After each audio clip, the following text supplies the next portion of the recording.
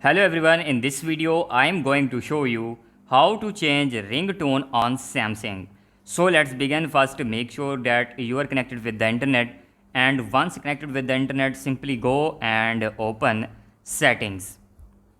In settings, scroll down below and tap on sounds and vibration. Here tap on ringtone. Here tap on SIM 1 or SIM 2.